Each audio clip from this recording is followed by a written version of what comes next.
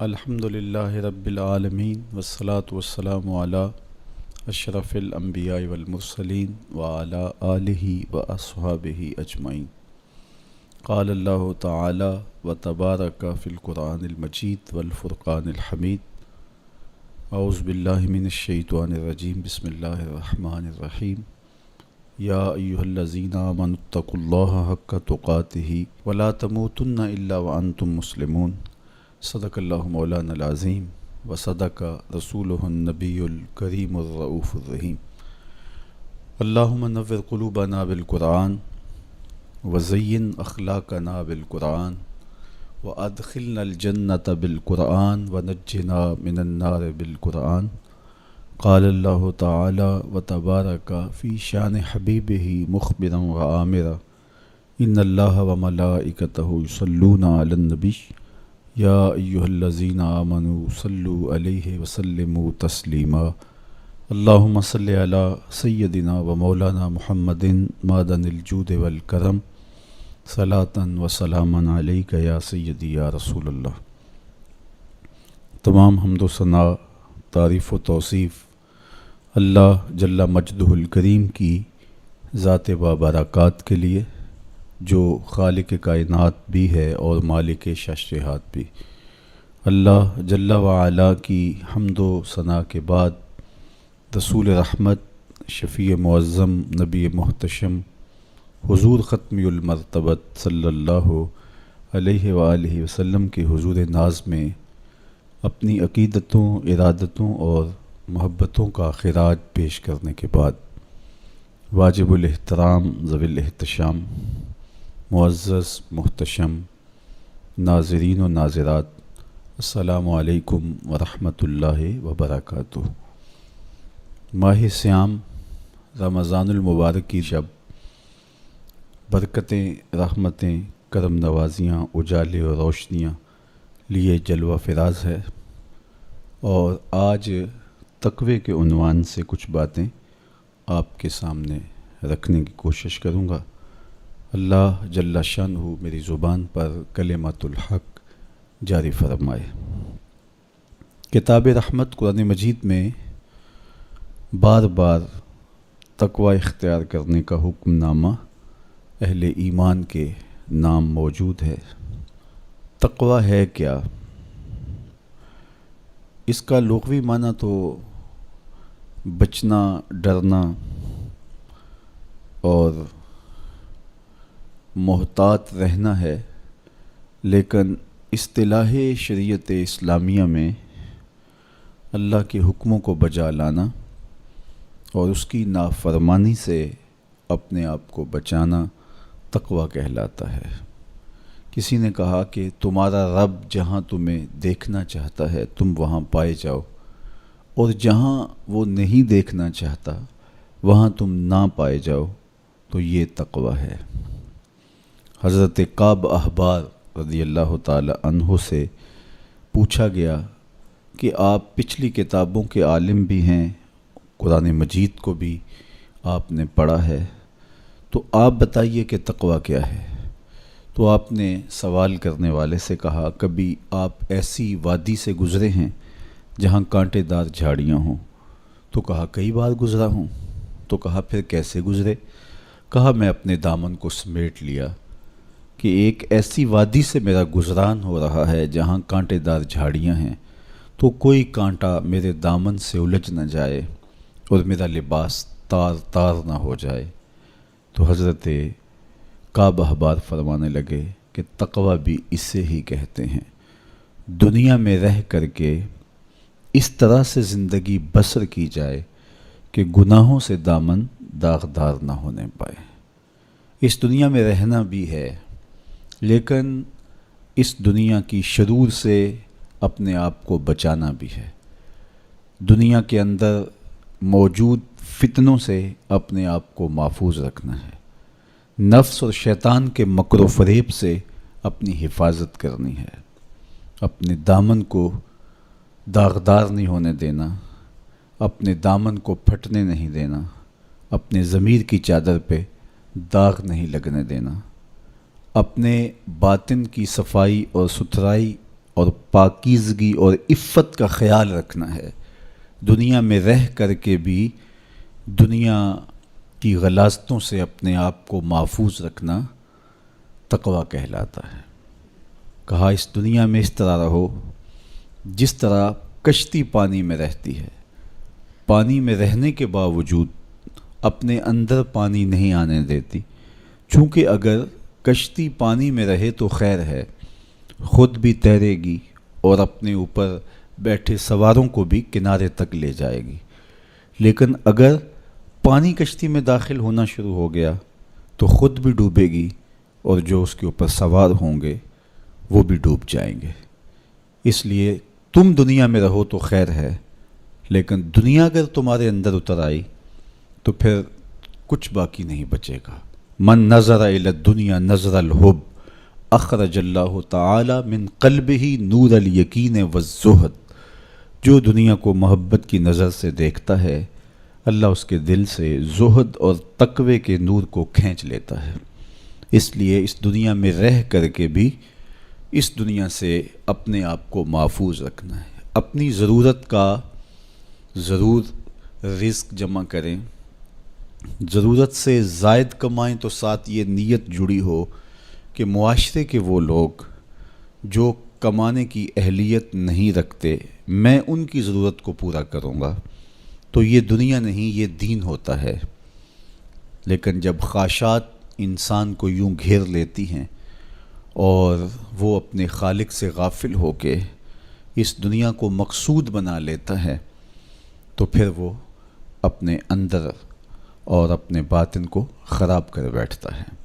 تو کعب احبار فرمانے لگے کہ تقویٰ یہ ہے کہ تم اپنے آپ کو جس طرح کانٹے دار جھاڑیوں کے اندر سے گزارتے ہوئے دامن بچاتے ہو اور کوئی کانٹا تمہارے دامن سے الجھ کر تمہارے دامن کو تار تار نہ کر دے، تمہارا دامن پھٹ نہ جائے، تو احتیاط سے گزرتے ہو، تو دنیا میں بھی یوں محتاط رہو اور اپنے آپ کو گناہوں سے آلودہ نہ ہونے دو۔ حضرت سیدنا علی المرتضیٰ رضی اللہ تعالی عنہ سے تقویٰ کے حوالے سے دریافت کیا گیا تو آپ نے بڑی جامع تعریف ارشاد کی۔ فرمایا کہ تقویٰ کیا ہے؟ فرمایا کہ تقویٰ یہ ہے کہ تم اللہ سے ڈرتے رہو، خوف خدا تمہارے سینے میں موجود رہے، قرآن مجید پر تمہارا عمل رہے، اور تم جو میسر آئے اللہ کی طرف سے اس پر تم قانع ہو، کم پر بھی قناعت تمہارا مزاج ہو، اور چوتھی چیز ارشاد فرمائی کہ تم آخرت کی تیاری میں اپنے آپ کو مصروف رکھو۔ یہ چار وصف اگر تمہارے اندر موجود ہیں تو تم متقی کہلاؤ گے۔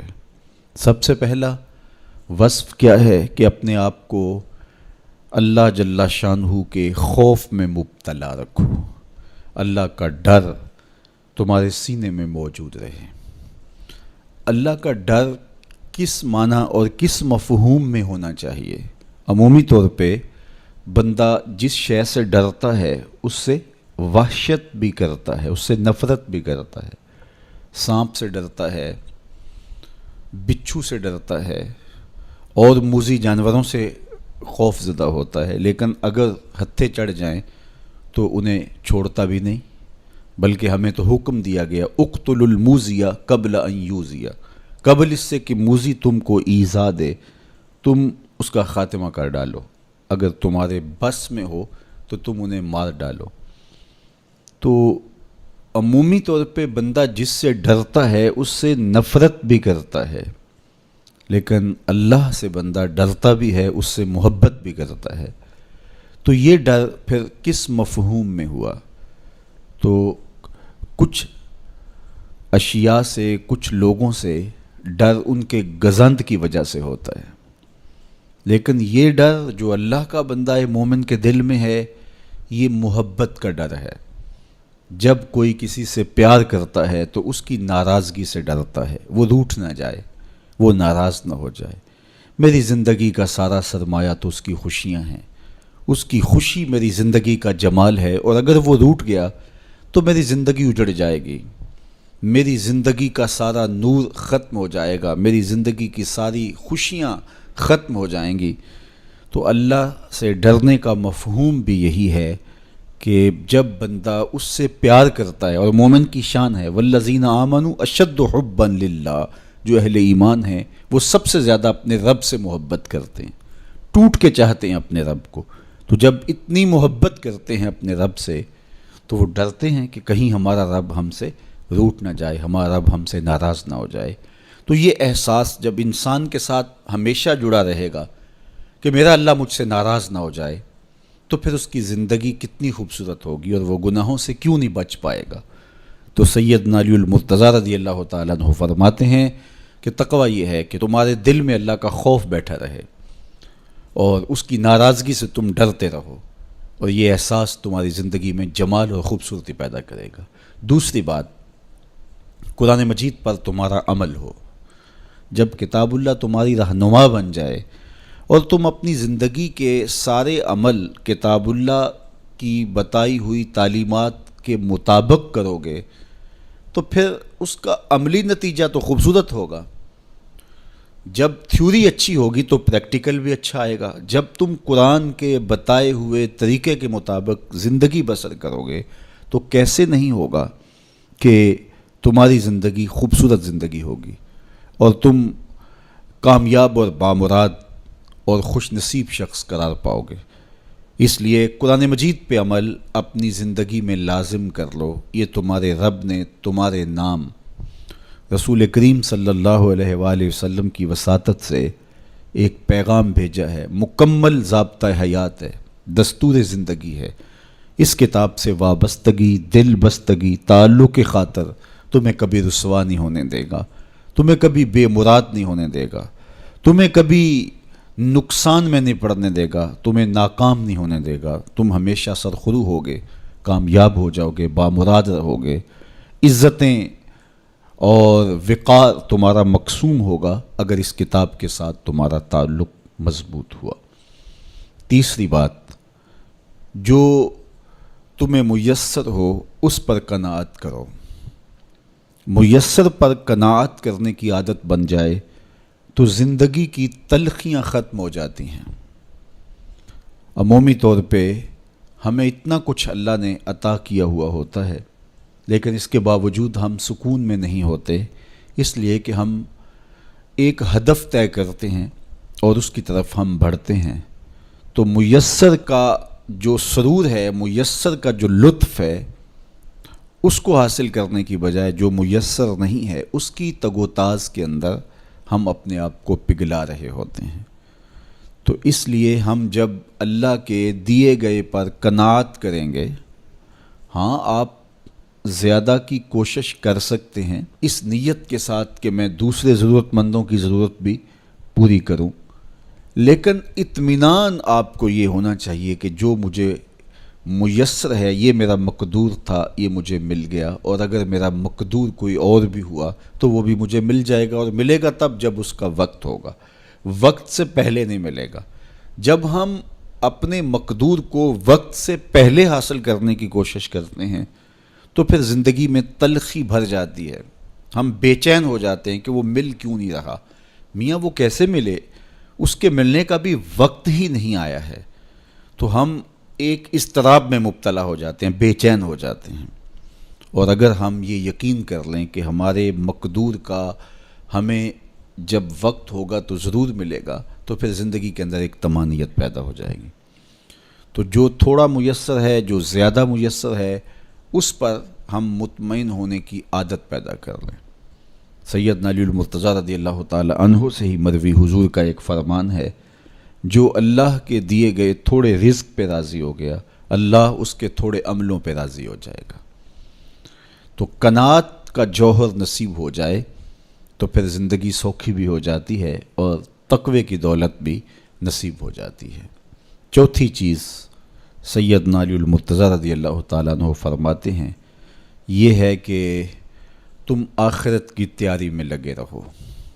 تمہارا جب ہدف وہ ہے کہ میں ایک دن اللہ کے حضور پیش ہونا ہے اور اپنے سارے اعمال کی جواب دہی اور سارے اعمال کا حساب میں نے اس کے حضور پیش کرنا ہے، تو پھر تم پھونک پھونک کے قدم رکھو گے، حزم و احتیاط سے زندگی گزارو گے۔ اور تقوی نام ہی حزم و احتیاط کا ہے، تقوی نام ہی زندگی کو منظم اور مرتب کر کے اللہ کے حکموں کو بجا لانے کا ہے۔ حضرت شیخ احمد شیخ مجدد الفسانی علیہ رحمہ فرماتے ہیں کہ تقوی دو چیزوں سے عبارت ہے، ایک اللہ کے حکموں کو بجا لانا اور ایک اللہ کی منع کردہ چیزوں سے اجتناب کرنا۔ اور بڑی خوبصورت بات آپ نے کی، فرمایا اللہ کے حکموں کو بجا لانا، اس کی اطاعت اور فرما برداری کرنا، یہ تو فرشتے بھی کرتے ہیں اور انسان بھی کرتے ہیں، لیکن وہ چیزیں جو منع کی گئی ہیں ان سے رک جانا تو یہ کام صرف انسانوں کا ہے، چونکہ فرشتوں کے اندر تو یہ چیز ہی موجود نہیں ہے، ان کے اندر خواہشات رکھی ہی نہیں گئی جن سے وہ رک جائیں، آرزوئیں رکھی ہی نہیں گئیں جن سے وہ باز آ جائیں۔ تو وہ تو اللہ کی عبادت کرتے ہیں، ذکر و فکر میں لگے ہیں، طاعت اور فرما برداری میں لگے ہیں، اور ان امور سے رکنے کا ان کا باب ہی نہیں ہے، تو یہ حضرت انسان کا کام ہے کہ وہ ان امور سے منع ہو جائے جن امور سے ان کے رب نے انہیں منع کیا ہے۔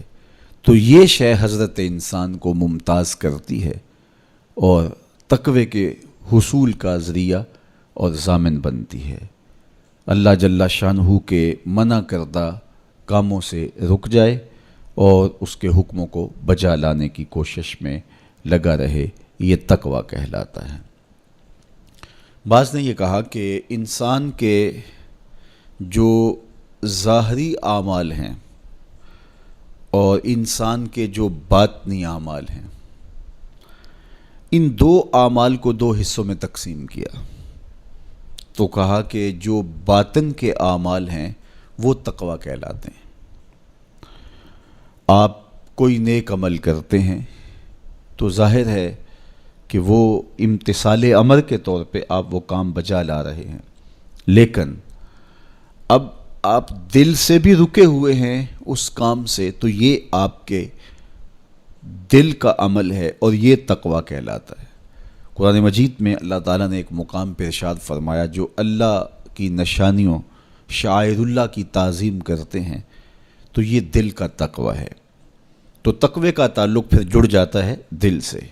میرے اور آپ کے آقا و مولا حضور نبی رحمت صلی اللہ علیہ وآلہ وسلم نے ارشاد فرمایا، التقوی ہا ہونا، التقوی ہا ہونا۔ حضور نے اپنے سینے کی طرف اشارہ کر کے کہا تقوی یہاں ہے، تقوی یہاں ہے۔ تو تقوی کا مرکز انسان کا دل ہے۔ ایک حدیث پاک میں آیا جو صحیح مسلم میں موجود ہے کہ ان اللہ لا ينظر الى صورکم واموالکم، اللہ تمہاری صورتوں کو نہیں دیکھتا، اللہ تمہارے مالوں کو نہیں دیکھتا کہ کون کتنا خوبصورت ہے، کس کے پاس کتنی دولت ہے، نہ تمہاری صورتیں دیکھتا ہے، نہ تمہارے بنگلے دیکھتا ہے، نہ تمہاری جائیدادیں دیکھتا ہے، نہ تمہارا بینک بیلنس دیکھتا ہے۔ اسے تمہاری صورتوں سے غرض نہیں ہے، اسے تمہارے اموال سے سروکار نہیں ہے، وَلَٰكِن يَنظُرُ إِلَىٰ قُلُوبِكُمْ وَأَعْمَالِكُمْ، وہ تمہارے دل دیکھتا ہے اور تمہارے عمل دیکھتا ہے۔ تمہارے کپڑے پھٹے پرانے ہیں، جھونپڑے میں رہتے ہو، لیکن عمل خوبصورت ہیں، تمہارا قلب سلیم ہے، اس دل میں اللہ کی محبت، اللہ کا پیار رکھا ہے، اللہ جل شانہ کے محبوب کا پیار رکھا ہے، تو وہ دل خوبصورت ہے۔ تو تمہارے لباس پھٹے پرانے کیوں نہ ہوں، تمہارے رہنے کی جگہ انتہائی ناآسودہ کیوں نہ ہو، لیکن تمہارا دل اچھا ہے، تمہارے عمل اچھے ہیں، تو تمہارے رب کو یہ پسند ہے۔ تو تقوی کا مرکز تمہارا قلب ہے، تمہارا دل ہے۔ تو دل کی پاکیزگی، دل کی صفائی، دل کی ستھرائی یہ اللہ جل شانہ کو محبوب ہے۔ ہم عمومی طور پہ اپنے ظاہر کو سنوارنے میں لگے رہتے ہیں اور باطن ہمارا میلا کچیلا ہی رہتا ہے۔ ہمارا رب ہم سے اس بات کا تقاضا کرتا ہے کہ تمہارا دل بھی ستھرا ہونا چاہیے، تمہارا دل بھی پاک ہونا چاہیے۔ باہو علیہ رحمہ فرماتے ہیں کہ دل کالے نالوں منہ کالا چنگا، جے کوئی یہ رمز پچھانے ہو۔ تو اصل تو پاکیزگی، طہارت، صفائی، عفت قلب کی ہے۔ تو اس لیے اللہ تعالیٰ جل شانہ نے مومنین کے قلوب کی پاکیزگی، طہارت اور صفائی اور عفت کا تقاضا اہل ایمان سے کیا ہے۔ اللہ جل شانہ نے بندوں کو جو عزت عطا کی ہے تو اس کا معیار تقویٰ کو قرار دیا۔ کون کتنا معزز ہے یہ اس کی دولت سے نہیں ناپا جا سکتا، اس کے قبیلے اور اس کے خاندان سے نہیں جانچا جا سکتا، اس کے لباس سے آپ یہ اندازہ نہیں کر سکتے کہ یہ معزز شخص ہے۔ کسی شخص کا کسی قوم سے تعلق ہے اور وہ گوری رنگت والی قوم ہے، یا وہ کسی اور رنگت سے متعلق ہے، تو وہ اس کی عزت کا ظرف نہیں ہے۔ ان اکرمکم عند اللہ اتقاکم، تم میں سے معزز وہ ہے جو متقی ہے، جو پرہیزگار ہے۔ دیکھیے ابو لہب قریشی النسب تھا، لیکن خوبصورت ہونے کے باوجود، عالی مرتبت نسب رکھنے کے باوجود آج بھی اس پر لعنتیں برس رہی ہیں۔ اور بلال حبشی رضی اللہ تعالیٰ عنہ رنگ کے کالے تھے اور نسباً غلام تھے، لیکن تقوی کی دولت نے، ایمان کی دولت نے ان کو اس مقام پہ کھڑا کر دیا کہ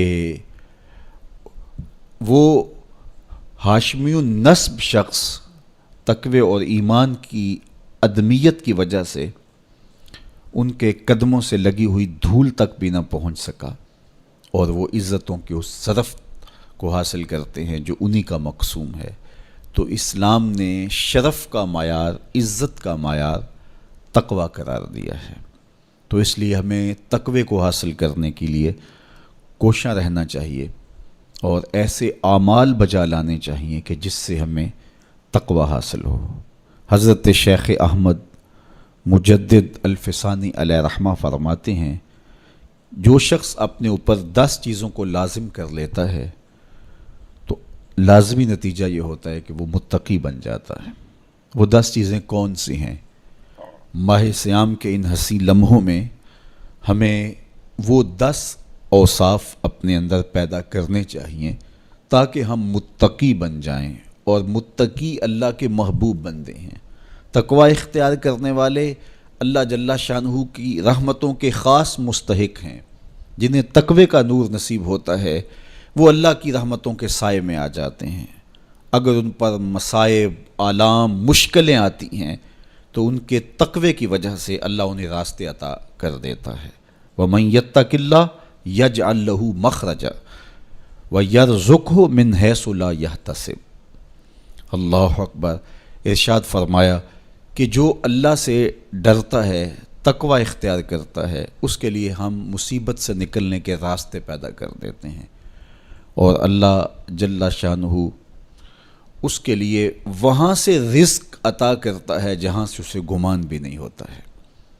تو یہ تقوی کا نتیجہ ہے جو اہل تقوی کو نصیب ہوتا ہے۔ تو حضرت شیخ نے 10 وہ امور بتائے جو اپنے اوپر لازم کر لینے سے تقوی نصیب ہوتا ہے۔ سب سے پہلی بات آپ فرماتے ہیں زبان کو غیبت سے بچائے۔ اتقاء کے حصول کے لیے زبان کو پاک کرنا ضروری ہے۔ انسان کے زیادہ تر گناہ اس کی زبان کی وجہ سے ہیں، اور غیبت یہ بدترین عمل ہے، اور اس کو بدکاری سے بھی برا قرار دیا گیا ہے۔ الغیبت اشد من الزنا، تو اپنی زبان کو غیبت سے بچائے۔ دوسری بات ارشاد فرمائی کہ بدظنی سے بچے، کسی سے خواہ مخواہ بدگمان ہو جانا اور اپنے دل کو کسی کے لیے میلا کر لینا اور اس کی بدگمانی دل میں پالنا، تو یہ تقوی کے منافی ہے۔ تو کسی کی بدگمانی سے، بدظنی سے اپنے دل کو بچائے، زبان کو غیبت سے بچائے، دل کو بدگمانی سے بچائے، اور مسخرہ پن سے بچے، بات بات پہ ٹھٹھے مار کے ہنسنا اور اس طرح کی زندگی بسر کرنا۔ اور آج کل تو جب بھی دوست احباب اکٹھے بیٹھتے ہیں تو سنجیدہ اور متین باتیں کم ہوتی ہیں، زیادہ وقت لطیفوں میں ہی کٹ جاتا ہے۔ انسان کو خوش مزاج ہونا چاہیے، اس کی طبع میں شگفتگی ہونی چاہیے، لیکن شگفتگی، خوش مزاجی اور مسخرہ پن میں فرق ہے، اس کو سمجھنا چاہیے۔ سنجیدہ اور متین زندگی یہ مومن کی زینت ہے، انسانیت کا حسن ہے۔ اس لیے تقوی کے حصول میں مانع ہے مسخرہ پن۔ اگر کوئی شخص متقی بننا چاہتا ہے تو اس کو سنجیدہ اور متین بننا ہوگا۔ طبیعت کی خوش مزاجی یہ معنی نہیں ہے، لیکن مسخرہ پن اور چیز ہے، اس سے روک دیا گیا۔ چوتھی چیز حضرت شیخ احمد فرماتے ہیں کہ اپنی آنکھ کو حرام سے بچائے۔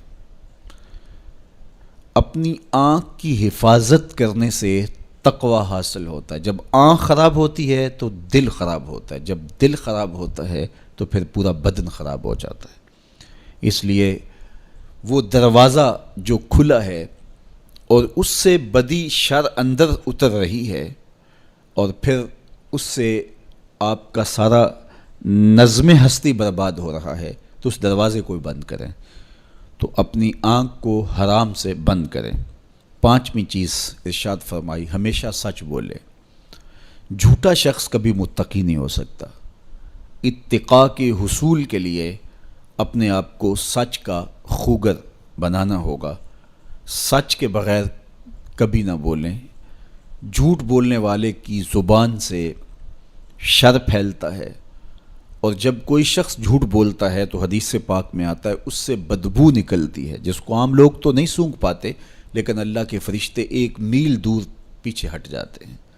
تو مومن سچا ہوتا ہے، مومن جھوٹا نہیں ہوتا، اور تقوی کے اصول کے لیے سچ شرط ہے۔ چھٹی چیز ارشاد فرمائی، ہر حال میں اللہ کا احسان مانے۔ جب کوئی بھی انسان پر بہتری آئے تو اس وقت یہ کہے کہ یہ میرے رب کا احسان ہے کہ مجھے یہ حاصل ہوا ہے۔ بہت سارے لوگ اپنی محنت کا نتیجہ قرار دیتے ہیں کہ یہ میں نے کیا تو اس کے نتیجے میں یہ ملا۔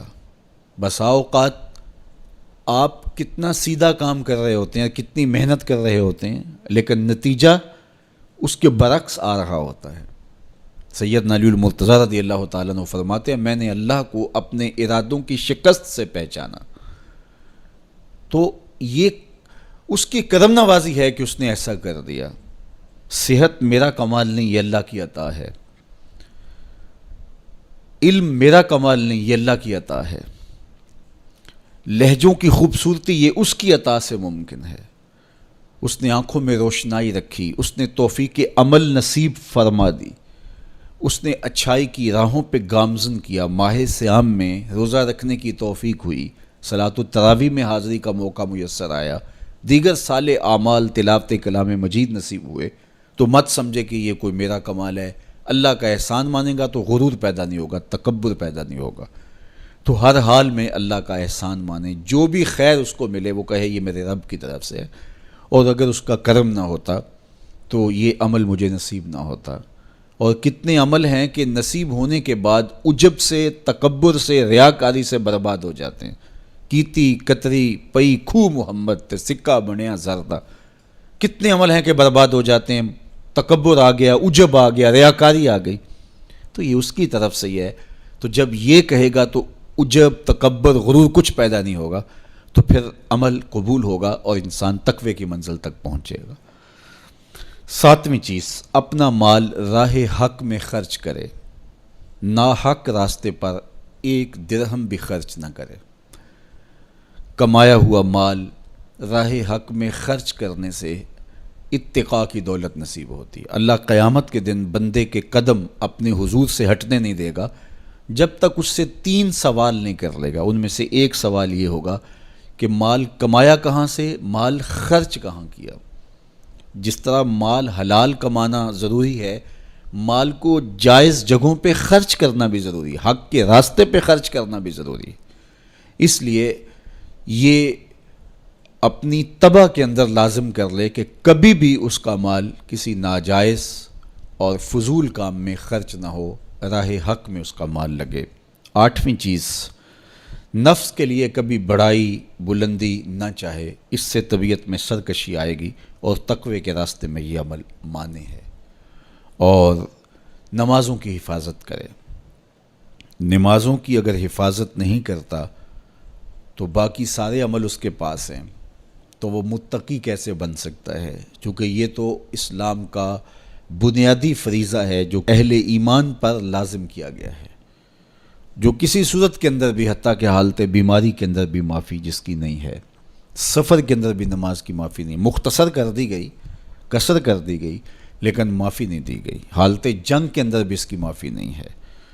تو نمازوں کی محافظت کرے۔ اور 10ویں چیز، حضرت شیخ فرماتے ہیں عقیدوں کی صحت کا خیال رکھے، اپنے عقیدے اپنے نظریات خوبصورت رکھے، وہی جو طریقہ مبارکہ اہل سنت و جماعت کے بزرگوں کے عقائد تھے اور شروع سے صحابہ سے لے کے دور موجود تک چلے آ رہے ہیں، ان کی مطابقت کے اندر اپنے عقیدے رکھے۔ نظریات کا عکس اعمال پہ ہوتا ہے، اگر نظریات اچھے نہیں ہیں تو اعمال بھی اچھے نہیں ہیں۔ تو یہ 10 خوبیاں اور 10 چیزیں اگر کسی شخص نے اپنے اندر لازم کر لیں تو پھر لازمی نتیجہ یہ ہے کہ وہ متقی بن جائے گا، وہ پرہیزگار بن جائے گا۔ روزے کا مقصد بھی تقوی ہے، تو یہ بات ذہن میں رکھیے گا کہ صرف روزہ ہی نہیں، ہر عمل خیر کا مقصود تقوی ہے۔ تقوی کا حصول یہ اہل ایمان سے تقاضا ہے ہمارے رب کا کہ وہ متقی بن جائیں۔ متقی ایک صاف ستھرا انسان ہوتا ہے، پاکیزہ وجود ہوتا ہے۔ متقی شخص کسی کو ضرر نہیں دیتا، کسی کو دکھ نہیں پہنچاتا، وہ کسی کا حق غصب نہیں کرتا، کسی پر ظلم، زیادتی، جور و تعدی سے پیش نہیں آتا، وہ لوگوں کے حقوق کی پاسداری کرتا ہے، وہ اپنے فرائض کو پورا کرتا ہے، وہ خلق کے حق کو بھی ادا کرتا ہے اور خالق کے حق کو بھی ادا کرتا ہے۔ وہ دھرتی پر اللہ جل شانہ کی رحمتوں کا روپ ہے، دھرتی کا بوجھ نہیں ہے بلکہ دھرتی کی زینت ہے۔ تو ایسے پاکیزہ وجود یہ مقصود ہیں شریعت کے، اس لیے ہمیں تقوی ہر صورت میں حاصل کرنا چاہیے۔ قرآن مجید میں تقریباً 258 مرتبہ تقوی کو اختیار کرنے کا مختلف صیغوں کے ساتھ حکم دیا گیا ہے۔ تو اب آپ اندازہ کیجئے یہ کتنی اہم شے ہے جس کا تقاضا اہل ایمان سے کیا گیا ہے۔ تو اللہ جل شانہ کی بارگاہ میں میری دعا ہے جملہ ناظرین کے لیے، ناظرات کے لیے، آپ سب لوگوں کے لیے، اپنے لیے، اپنے ساتھ جڑے ہوئے تمام لوگوں کے لیے کہ اللہ سب کو اتقاء کی دولت نصیب کر دے۔ یہ زندگی بے مقصد نہ گزر جائے۔ ہم جس مقصد کے لیے آئے ہیں ایسا نہ ہو کہ ساری زندگی گزار کے چلے جائیں اور خالی دامن لے کے اللہ کے حضور پیش ہوں۔ نہیں، اس دامن کو تقوی کے نور سے بھر کر اس کے حضور پیش ہوں، لیکن اس کے فضل پہ آس ہو، مغرور نہ ہونا، جو میسر آ جائے اس کو اللہ کا احسان سمجھنا، اور اس کے حضور کہا مالک مجھ سے تو یہی ہو سکا ہے، اور یہ بھی میری کوتاہیاں اور میری کمزوریوں کے ساتھ ہے سب کچھ، تو اپنے کرم سے میرے پہ رحم فرما۔ تو اللہ تعالیٰ کو ایسا بندہ بڑا پسند ہے جو اس کو راضی کرنے کی کوشش میں لگا رہتا ہے ساری زندگی۔ آپ کے پاس ایک ملازم ہے اور وہ کمزور ہے، لیکن سارا دن کوشش میں لگا رہتا ہے، کبھی وہ دیواریں صاف کر رہا ہے، کبھی وہ آپ کے دروازے پر کپڑا لگا کے اس کو صاف ستھرا کر رہا ہے، کبھی پانی آپ کو پیش کر رہا ہے، کبھی آپ کی گاڑی کو کپڑا لگا کے صاف کر رہا ہے، کبھی اور آپ کے کام میں لگا ہے، اور وہ کمزور ہے، کبھی بیچارہ تھک کے دھوپ میں بیٹھ بھی جاتا ہے، کبھی اس سے ہوتا ہے کبھی اس سے نہیں ہوتا، لیکن وہ نیت سے برا نہیں ہے، ہر وقت اس کی کوشش ہے کہ صاحب مجھ سے راضی ہو جائیں، تو آپ اس کی بہت ساری کوتاہیاں معاف کر دیتے ہیں۔ وہ کہتے ہیں یار کمزور ضرور ہے لیکن نیت کا ماڑا نہیں ہے۔ تو یار اگر ہم نیت کے ماڑے نہ ہوں، ساری زندگی اللہ کو راضی کرنے کے لیے گزار دیں، تو وہ بھی تو دیکھ رہا ہے یہ میرا بندہ ہے۔ میرے شیخ کامل کا ایک شعر مجھے ابھی یاد آیا کہ دلوں میں بری نہیں نہ نیتوں بری میں، دلوں میں بری نہیں نہ نیتوں بری میں، گناہ میں تو ہو جاندے لاچاریاں نو۔ اگر پھر بھی کوئی گناہ ہو جائے تو اللہ کریم ہے، رؤوف ہے، معاف کرنے والا ہے۔ تو تقوی کا یہ بھی نتیجہ ہے، اس کا ثمرہ ہے کہ آپ سے گناہ سرزد ہو جائے تو آپ کو فوراً توفیق توبہ مل جاتی ہے۔ اگر یہ صالح اعمال آپ بجا لاتے ہوں تو زندگی کے اندر گناہوں کا سرزد ہونا ممکن ہے، لیکن متقی شخص سے گناہ سرزد ہو جائے تو وہ فوراً رجوع اللہ کرتا ہے، فوراً اس کو توفیق توبہ نصیب ہو جاتی ہے، اس کو کھٹکنے لگتا ہے کہ مجھ سے کچھ ہو گیا ہے، تو وہ بے چین ہو جاتا ہے۔ تو آئیے میں اور آپ اپنی زندگیوں میں تقوی کے نور کو بھر لیں۔ جہاں نور ہوگا وہاں اندھیرا نہیں ہوگا، اور اگر یہ نور باطن میں نہیں اترے گا تو وہاں اندھیرے ہوں گے، ظلمتیں ہوں گی۔ تو اندھیروں سے اور ظلمتوں سے اٹا ہوا دل لے کے ہم اللہ کے حضور پیش نہ ہوں، بلکہ نور سے بھرا ہوا دل اس کی دہلیز پہ رکھیں اور اس کی رحمتوں کی خیرات مانگیں۔ ماہ سیام کی مبارک گھڑیوں کی برکت سے اللہ مجھے آپ کو تقوی کی دولت نصیب فرمائے۔ جو کہا گیا اس کو روحوں میں اتار دے، باطن کی پاکیزگی ستھرائی نصیب کرے۔ وآخر دعوانا ان الحمدللہ رب العالمین۔